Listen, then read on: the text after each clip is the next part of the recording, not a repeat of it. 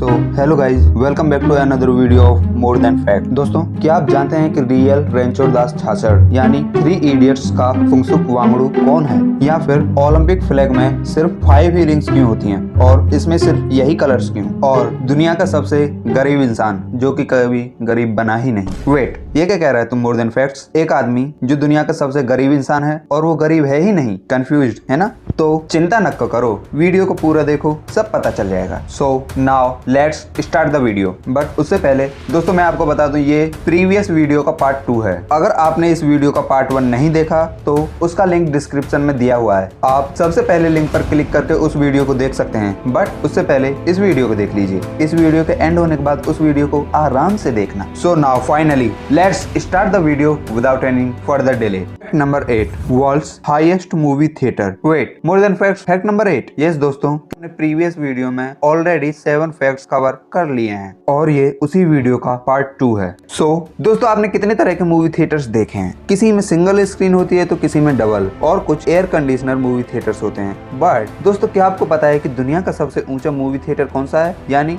World's highest movie theatre? तो दोस्तों, दुनिया का सबसे ऊंचा मूवी थिएटर लद्दाख के लेह डिस्ट्रिक्ट में पलदान एरिया में 11,562 फीट की ऊंचाई पर लोकेटेड है। दोस्तों, इस मूवी थिएटर को बनाया है पिक्चर टाइम डिगीप्लेक्स प्राइवेट लिमिटेड ने और उसके फाउंडर हैं सुशील चौधरी। दोस्तों, सुशील चौधरी 2015 से इस तरह के मूवी थिएटर्स बनाते आ रहे हैं और इस तरह के मूवी थिएटर्स में आपको डॉल्बी विजन 5.1 सराउंड सिस्टम सुनने को मिलेगा। बट ये क्या है मोर देन फैक्ट्स? वैसे अगर आपको सिंपल शब्दों में बताऊं तो इस मूवी थिएटर में आपको बेहतरीन क्वालिटी की साउंड सुनने को मिलेगी जब भी आप इस मूवी थिएटर में मूवी देखेंगे। दोस्तों, ये movie theatre all weather and fire resistant है, यानी इस थिएटर का कोई भी मौसम बाल भी बाका नहीं कर सकता। ये movie theatre fully air conditioner movie theatre है, यानी ये मूवी थिएटर आपको मूवीज देखने के लिए एकदम बढ़िया एनवायरनमेंट प्रोवाइड करेगा। दोस्तों, ये movie theatres mobile movie theatres के नाम से भी फेमस हैं। ये मूवेबल मूवी थिएटर्स हैं, हमारे स्मार्टफोन्स की तरह। दोस्तों, इस तरह के मूवी थिएटर्स को सिर्फ एक ट्रक में लोड किया जा सकता है और फिर एक जगह से दूसरी जगह पर मूव किया जा सकता है। बट दोस्तों, इस मूवी थिएटर के बारे में सबसे खास बात यह है कि इस मूवी थिएटर की एक टिकट का कॉस्ट सिर्फ 30 से 50 रुपए के बीच है। शॉक्ड मैं भी, जहां हमें मॉल्स में 150 से 300 रुपए में मूवी देखने को मिलती है, वहीं यह मूवी थिएटर सिर्फ 30 से 50 रुपए में मूवी दिखा रहा है। अब इससे ज्यादा क्या चाहिए?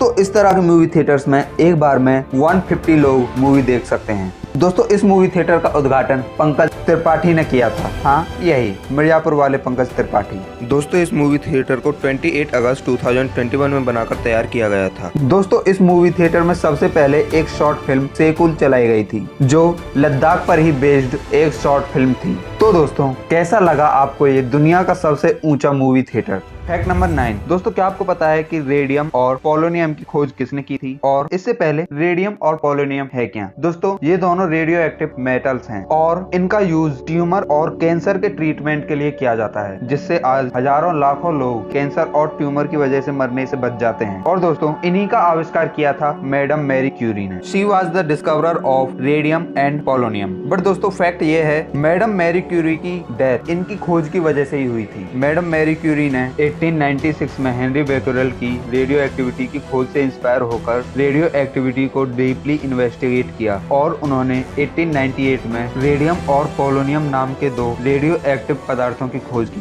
दोस्तों, इसके लिए उन्हें केमिस्ट्री में नोबेल प्राइज भी मिला था। दोस्तों, मैडम मैरी क्यूरी को फिजिक्स और केमिस्ट्री दोनों में नोबेल प्राइज मिला था, यानी उनके पास दो नोबेल प्राइज थे। वाह! बट दोस्तों, क्या आपको पता है कि उनकी डेथ उन्हीं की खोज रेडियम और पोलोनियम की वजह से ही हुई थी? दोस्तों, उन्होंने रेडियम और पोलोनियम की खोज के बाद उन पर डीपली इन्वेस्टिगेट किया और फिर जिसके कारण वो हमेशा ही रेडिएशन के बीच रहती थी, जिससे उन्हें एप्लास्टिक एनीमिया नाम की एक ब्लड डिजीज हो गई। दोस्तों, मैडम मैरी क्यूरी की डेथ इसी डिजीज के कारण हुई थी। दोस्तों, इस डिजीज में किसी भी इंसान के अंदर रेड और व्हाइट ब्लड सेल्स का बनना बहुत कम हो जाता है, जिसके कारण उस इंसान की डेथ हो जाती है। और दोस्तों, इसी के कारण सेवोय फ्रांस में 4 जुलाई 1934 को मैडम मैरी क्यूरी की डेथ हो गई थी। तो दोस्तों, मैडम मैरी क्यूरी के लिए एक लाइक तो बनता ही है, क्योंकि वो अपनी डेथ से पहले हजारों लाखों लोगों की जान बचा गई। क्योंकि दोस्तों, आज रेडियम का यूज ट्यूमर और कैंसर के ट्रीटमेंट के लिए किया जाता है। Fact number 10। दोस्तों वैसे ये कोई फैक्ट नहीं है, बट एक बार इस पिक्चर को देखिए। ये पिक्चर हमें पब्लिक ट्रांसपोर्टेशन की इम्पोर्टेंस को बताती है। इसमें दिखाया है कि जितने लोग एक बस में आ सकते हैं, उतने ही लोग अलग अलग कार्स में कितना स्पेस लेंगे और उससे कितना ट्रैफिक बढ़ेगा और साथ ही कितना ज्यादा पॉल्यूशन होगा। सो फ्रेंड्स, पब्लिक ट्रांसपोर्टेशन के इम्पोर्टेंस को समझो और हमें ज्यादा से ज्यादा पब्लिक ट्रांसपोर्टेशन का यूज करना चाहिए, क्योंकि इससे ना सिर्फ हम अपना टाइम बचाते हैं बल्कि हम अपने एनवायरनमेंट को भी पॉल्यूटेड होने से बचा रहे हैं। आप कार का इस्तेमाल सिर्फ तभी करें जब आपकी फैमिली में से कई लोग एक साथ एक ही जगह पर जा रहे हैं, या अगर आपको बहुत ज़्यादा जल्दी है तभी। मतलब सिर्फ ये है कि आपको आपके घर में मौजूद कार का तभी उपयोग करना चाहिए जब उसकी ज़्यादा ज़रूरत हो, वरना पब्लिक ट्रांसपोर्टेशन का यूज़ करना बेस्ट है। और अगर आप पहले से ही इस रूल को फॉलो करते हैं तो एक लाइक मेरी तरफ से आपके लिए, क्योंकि आप ना सिर्फ अपना टाइम बचा रहे हैं बल्कि आप एनवायरनमेंट को पॉल्यूटेड होने से बचा रहे हैं और साथ ही आप ट्रैफिक कम करने में भी बहुत ज्यादा मदद कर रहे हैं। और अगर आपको पब्लिक ट्रांसपोर्टेशन का इम्पोर्टेंस अभी भी समझ में नहीं आया है तो दोस्तों मैं आपको बता दूं कि जापान में लगभग हर घर में कार है, बट फिर भी वो पब्लिक ट्रांसपोर्टेशन का सबसे ज्यादा यूज करते हैं। सो दोस्तों, use public transport. Fact number 11। World's poorest rich person. रुको, मोर देन फैक्ट्स, क्या तो पागल हो गया है? तो ये क्या बातें कर रहा है? वर्ल्ड्स पुअरेस्ट और रिच पर्सन, क्या कॉम्बिनेशन है ये? समझाता हूँ। दोस्तों, अगर मैं आपसे गरीब लोगों के बारे में सोचने के लिए कहूँ तो आपके दिमाग में किसकी तस्वीर आएगी? अरे नहीं नहीं नहीं, मेरे बारे में सोचना छोड़िए। वैसे भी मैं तो अपना चेहरा सिर्फ 1 मिलियन पर ही दिखाऊंगा। तो सब्सक्राइब टू अवर चैनल। मतलब मेरे अलावा आप और किसके बारे में सोचेंगे कि ये गरीब है? एग्जैक्टली यही लोग है ना। कुछ ऐसी तस्वीरें आती हैं जब हम गरीब लोगों के बारे में सोचते हैं, बट क्या आप बता सकते हैं कि दुनिया का सबसे गरीब इंसान कौन है? और हाँ, इमोशनली नहीं, लॉजिकली। अगर हम टेक्निकली दुनिया के सबसे गरीब इंसान की बात करें तो वो है जेरोम कैरवेल। दोस्तों, ये एक फ्रेंच ट्रेडर है और इस इंसान पर 6.3 बिलियन डॉलर का डेब्ट है, मतलब लगभग 44,000 करोड़ रुपीज। अबे इतने पैसे इसने लगाए कहाँ जो इस पे इतना कर्ज हो गया? तो दोस्तों चलिए इस मिस्टीरियस इंसान की थोड़ी हिस्टीरियस जिंदगी के बारे में जानते हैं। ये कुछ अजीब था, बट ठीक है, मुंह से निकला बोल दिया। दोस्तों, जेरोम कैरवेल,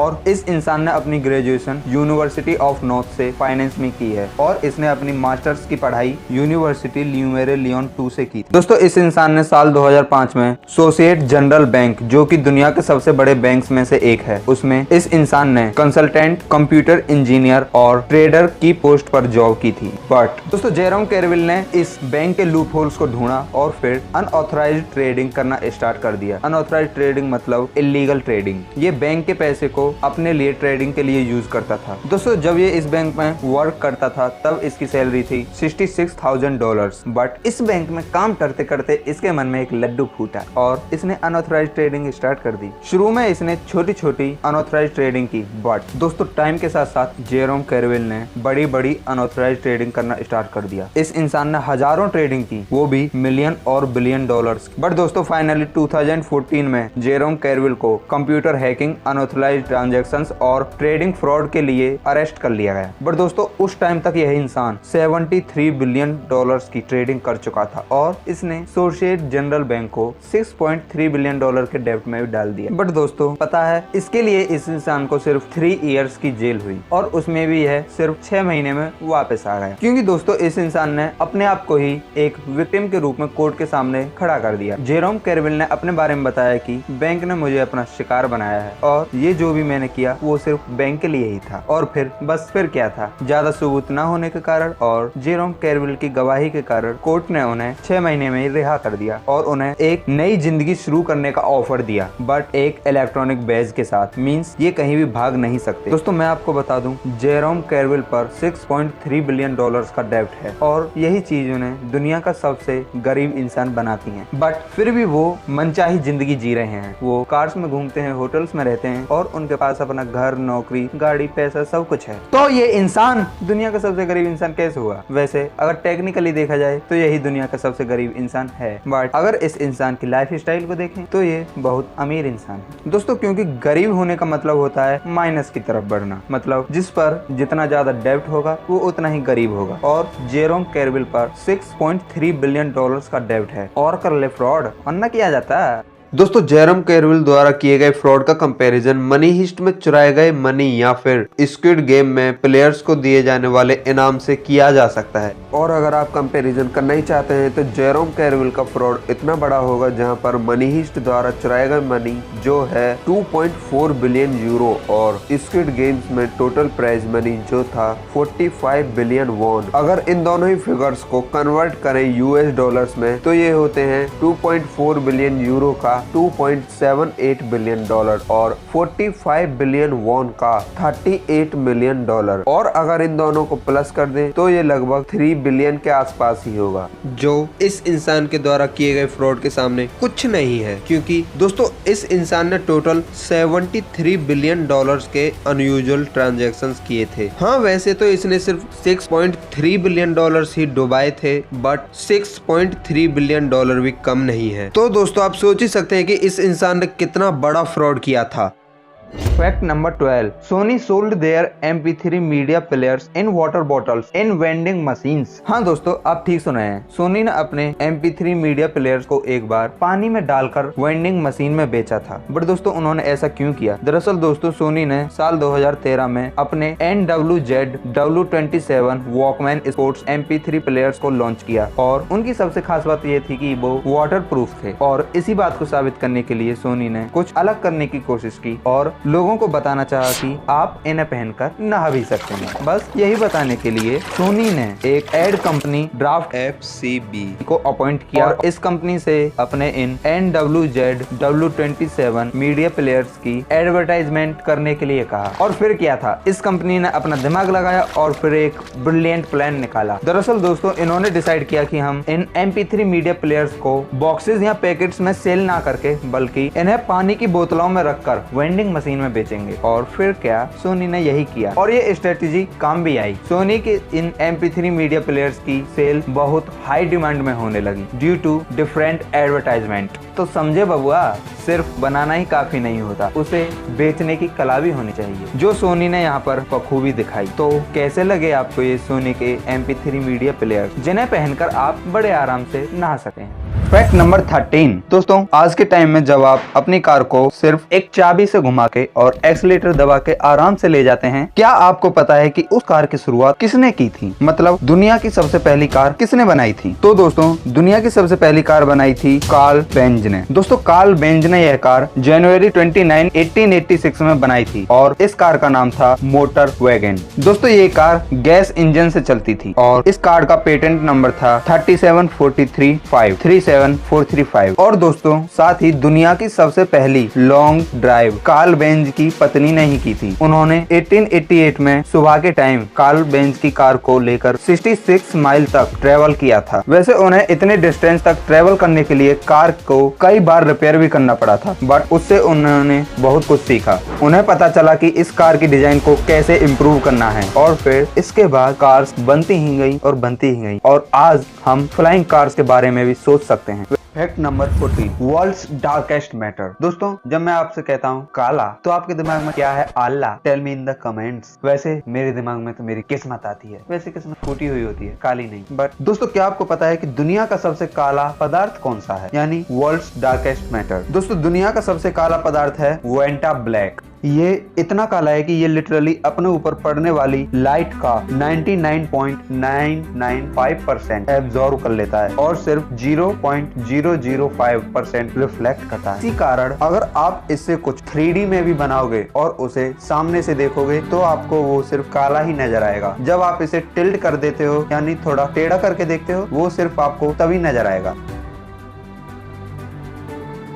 दोस्तों इस पदार्थ को यानी वेंटा ब्लैक को MIT के इंजीनियर्स ने डेवलप किया है और ये ब्लैकेस्ट ब्लैक है। हाँ सुनने में अजीब है बट यही है। दोस्तों ये पदार्थ लगभग बिल्कुल ब्लैक होल जितना काला है। इस सब्सटेंस से काला सब्सटेंस अब तक इंसान नहीं बना पाया है। दोस्तों वेंटा ब्लैक को मिलिट्री के लिए बनाया गया है और इसे आम व्यक्ति यूज नहीं कर सकता। ये इलीगल माना जाता है, लेकिन इलीगल क्यों है? सिर्फ यही कारण है। वीडियो खत्म, अब शेयर करो इसे, क्योंकि ज्ञान बांटने से ही बढ़ता है। और अगर आप इस वीडियो को शेयर करोगे तो हमें भी और भी ऐसी मजेदार और ज्ञानवर्धक वीडियोस बनाने का उत्साह मिलेगा। So share this video and most important, subscribe to our channel.